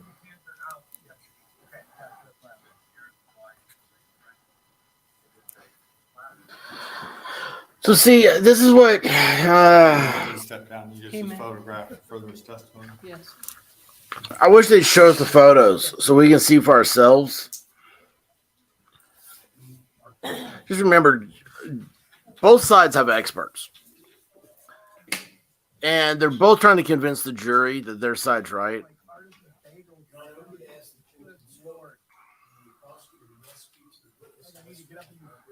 What's the judge doing? She just said, hell with it, I'm out of here. Are we on the record? We are. Dr. Martin, we're going to talk about both pictures so the judge doesn't have to keep coming up and down, okay? Okay. All right, thank you. Let me show you state exhibit number 59. I'll hold it for you. Go ahead and explain to us what are we looking at. Well, this is what it is right here. I know they keep showing the wife. Top part. And Is she remarried? the Graves gunshot wound. I mean, Basically, been 8 years. on the You know, that's the sad part. She can't. side of his wrist, and if it's held like this, it's on I couldn't the top, imagine. and his arm like Well, I could imagine. That guy would have killed 2 people if he had shot my wife. Left or right hand? right here. Now we see some little red bump marks that are just below it. What is that? That's stippling. It's not a very good picture of it. The other picture is better, but that's the powder tattooing or stippling. That's gunpowder hitting the skin and embedding the skin. Why do we not see it in the area? of the They haven't shown, they Because didn't show them the other time. the gunshot wound is coming like this, going right across the top. And it's not gonna be here. It's gonna be on the side that's facing the gun. The gun's here, bullet's coming this way, powder's coming, it's here. So you're only gonna see it. Turn the closed captioning off. In this area. You won't see it on the top because it's parallel to the direction of the flying powder. It's not gonna happen. It's not gonna stick into something. It's flying in the same direction. And like it's gonna hit the front, it's not gonna hit the top. It's flying over. Both of the same movie theater? Oh, there you go. A glance. They should have asked her on Cross. I mean, come on. Show you state exhibit number 60. Did you ever go We watch talked about Cross? I the thought it was terms pretty of- good. So we just did the gray wound. Now, what is this picture represent? This, you can see the Let me finger. just put it on our state exhibit number 60. This is again his right hand and Bad forearm. the man. I'm gonna trust The wound Dolph is up here. You Lundgren, can actually the see notable kind of a little Japanese divot. man, Brandon This is kind of like. I like how they have. Okay, all this is because of the Rittenhouse trial. Again, it's a printed photo. That's powder tattooing or stippling. So, you know, you got to figure the megapixels of the camera that took the pictures, correct? Came out of the gun and Megapixels stuck will in the skin only and you can see extend out so far. It's like how on actually the body, TV, you know, has a little hemorrhage associated with it. A little bit of a red the dot. more pixels you have, the sharper the quality is, but it only to, but you shrink that down only to a certain size. Can the stippling be used? At the same time, if you make these too big, what happens is that the technology, Yes, automatically when you see the stippling, this makes it software an tries to intermediate replicate range of fire. the So it pixel could be in the to textbooks, enlarge it. it's And when it 1 inch replicates all the it, way out to it's 18, not a 19, true 24 image of This is what not was 1 at inch, the in my thing. opinion. I'd say if you Now, asked me to make a For the layman, scientific you would say, estimate yeah, it of what is. would It's be, I'd say simple. anywhere from Okay, 4 to 15 that's would fine. be within the realm of possibility, but it's But in hard reality, to know. it's You not. have to know so many And things, when it comes down to Ammunition, when you're on powder, trial like this, all these different you possibilities. want to make sure it's not a and manipulated image. And that's test it like on when you look human at skin, the and you can Rittenhouse get a trial, more accurate range, they were but down to 4 to pixels 15 is good. on whether or not I think that would he was work. raising his hand. Scientifically, do we test on human skin? No, but you can have other things you test on, but it's not going to give you the same. I mean, maybe I'm not aware of any really good test to duplicate powder tattooing on live human skin. And I think, you know, doing it on anything alive would probably be bad. Now you It would refer probably to be his bad hand to as shoot being a- something to an get immediate powder object. tattooing. Yes. All right. Hypothetically, if there is a second intermediate object, the tattooing that we see on the second intermediate object can, where it is located, assist in orientating where one is in relation to the other because of the blockage of tattoo. Right, you can see the amount of tattooing, the intensity of it, where it's located, and the fact that there's one gunshot wound. It's unique to be able to position a person's arm and one person's hand or arm and another person's hand and the wound all in one. So you can really, at the instant the bullet's flying, we know where at least two people's extremities are in relation to the torso of the decedent. Please have a seat.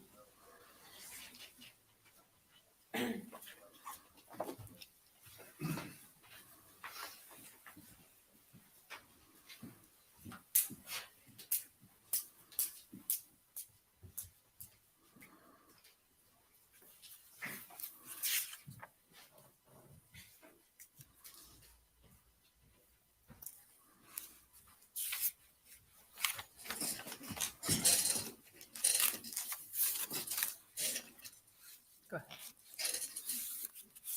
When we began discussing the autopsy, I asked you whether or not you were aware that this was a one-shot case and whether or not you were aware that Mrs. Olson was also injured by the same gunshot. Yes. You indicated anecdotally, yes, you And I were. know Brandon Yes. was saying that was a Now, since the time of the autopsy, have you had an occasion to look at photographs that were taken approximately 2 days after Mrs. Olson sustained her injury? Yes.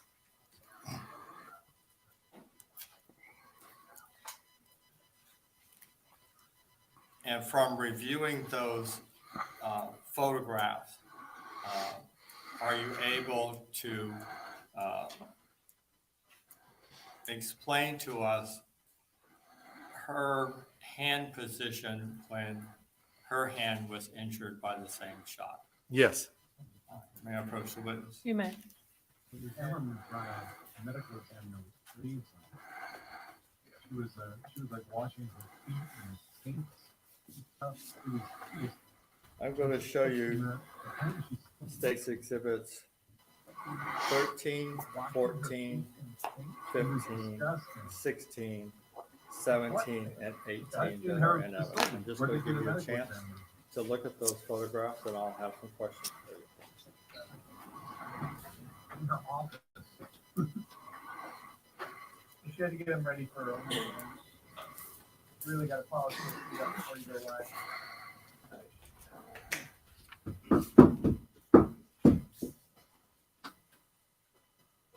That was loud.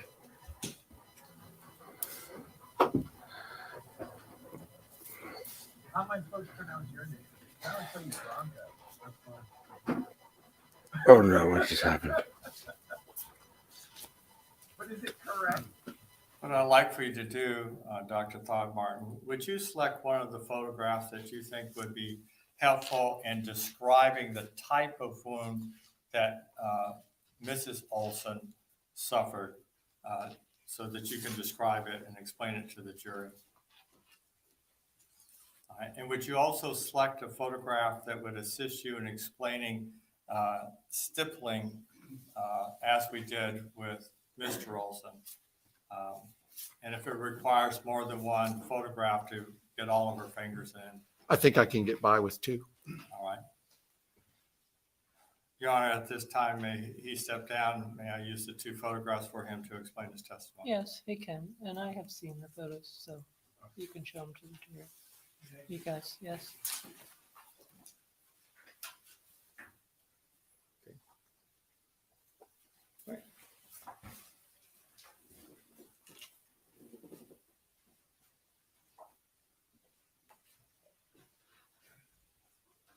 As we discussed with Mr. Olson, I have before you State's Exhibit number 15. Of course, you can orientate it the way, how do you want it orientated so you can? I like it like that. Okay. State's Exhibit number 15. All right. We talked about the type of wound as we did with Mr. Olson and your findings in the autopsy. From the photograph, are you able to describe the type of wound that she received? Well, this is a perforating gunshot wound of her left ring finger. right between the most distal knuckle and the middle one, okay? It goes right through that finger. And in this side, out the bottom side. And then grazes her pinky finger going this way, going kind of that way as I'm pointing, by the look of it. Are there any other fingers that are damaged by the bullet? Well, there's stippling on her We'll, hand. we'll get to that in a second, just the No, injury. just those two fingers is all I see. And from the photograph, can you determine the path of the bullet? Yes, in my opinion, it's coming in this. Her hand is not like this. Her hand is kind of like this. And it's hard to get my hand because my ring finger wants to do what my pinky finger doesn't want to do. But anyway, the bullet comes in like this, goes through this ring finger, and then comes right across here and then continues on. Okay. And why don't you, I'll be your dummy, okay?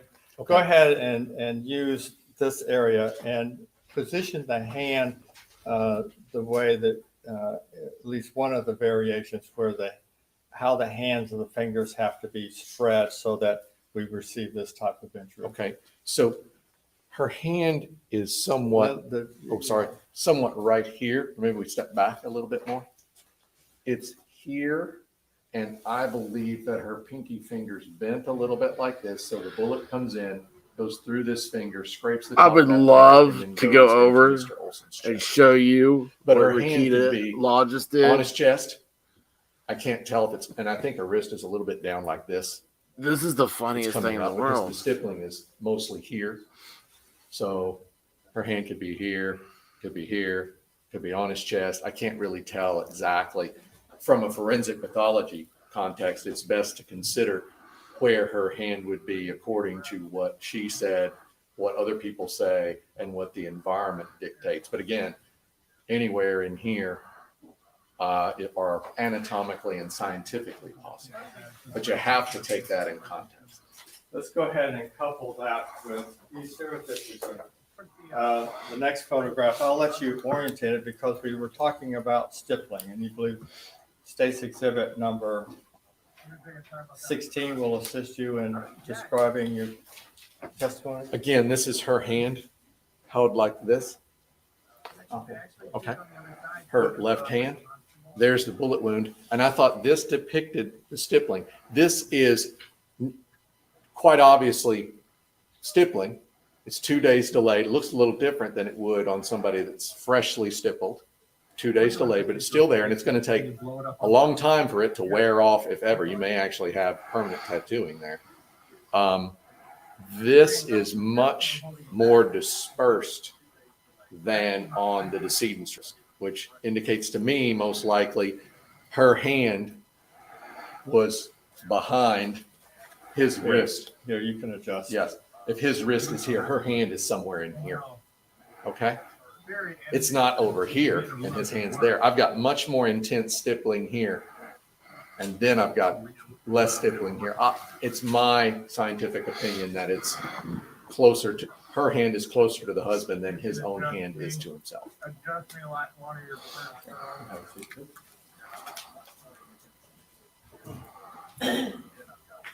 So Chad Olson's hand was extended towards Curtis Reeves. I'd like to go back to the gunshot wound to the chest. You indicated to us earlier, basically front to back with just a slight deviation. Is that correct?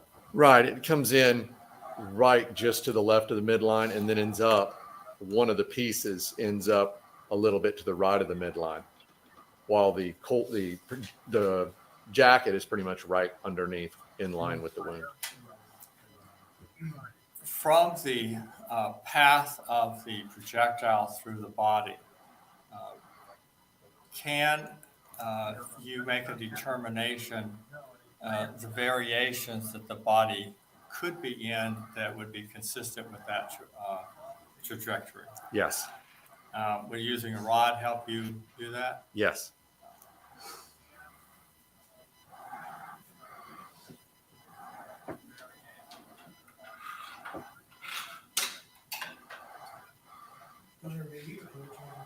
Yes. Rodney, could you step up a little bit?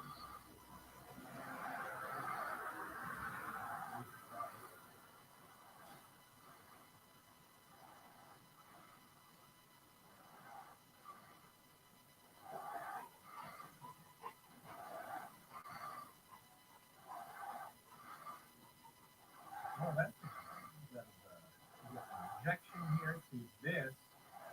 Not sure what.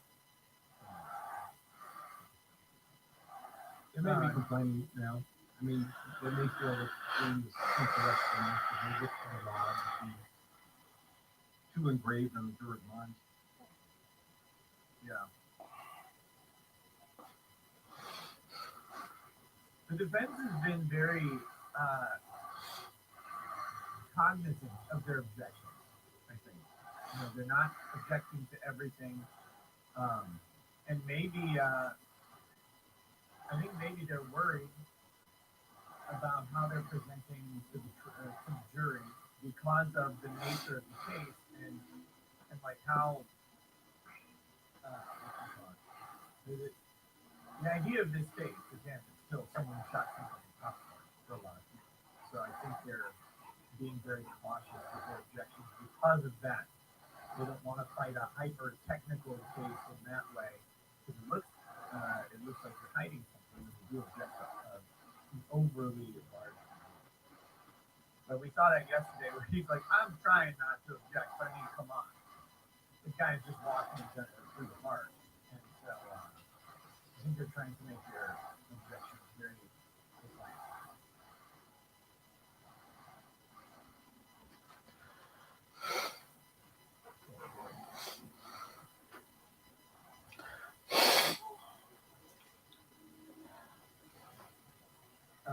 Stogies and Boomstick says defense can win if they don't love the closing. Yeah, I'm feeling more and more faith in the defense team as time goes on here. I was really worried after that opening statement that this would be just a complete bungle. I think the guy just got wrapped up in his statement, and once the objections started coming in, he maybe couldn't figure out a way out of what he had started.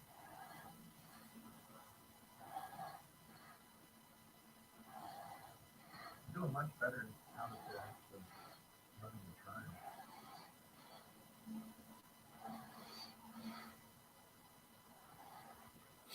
He's wrong, Bob. Oh, super. Already have a nigger mayor. We don't need any more nigger big shots.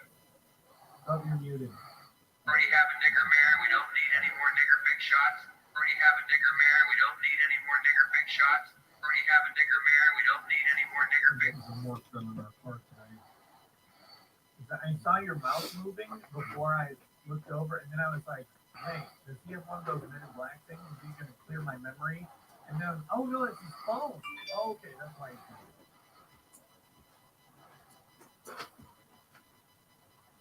Root beer buzzard, we'll bring the overlay back at some point. Long time actually.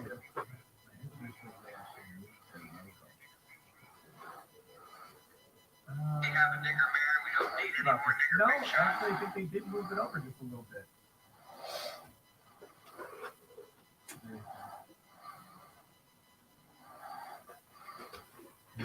What a pointless fight. Now you are moving.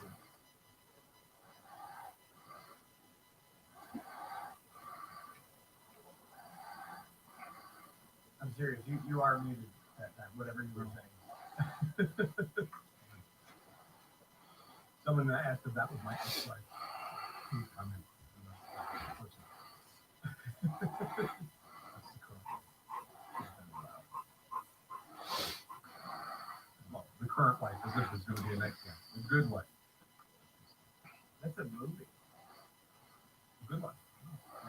Or take a shot. It's a movie. Maybe it's a TV show. I don't know. It was time for TV.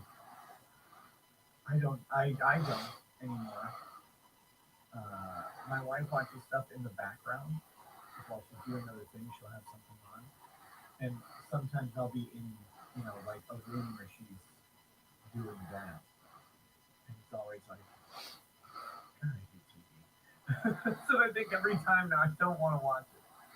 We occasionally try and watch a show together, but we'll binge through it, you know, on Netflix or Amazon or whatever. We'll just watch through an entire season. It was a TV show. Old TV show. I don't think it's that old.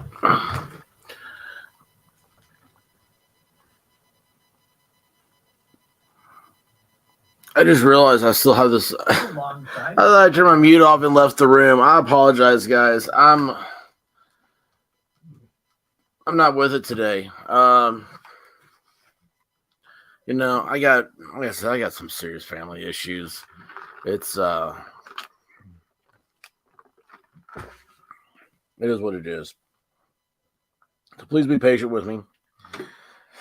And you know, all other good stuff. But it looks like right now they're getting ready to take a lunch break. And what I'm going to do is I'm going to take this.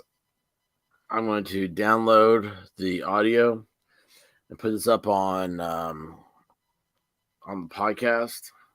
So if you're not over there, follow the podcast, please. I mean, you just hit the little thing on your little iPhone. It downloads automatically. It's on Google Podcasts, Spotify, iHeartRadio,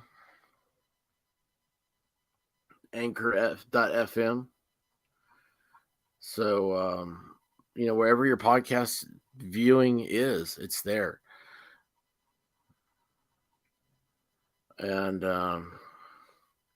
yeah, they're going to meet with the judge. They're going to go to lunch here, and then they'll be back in an hour.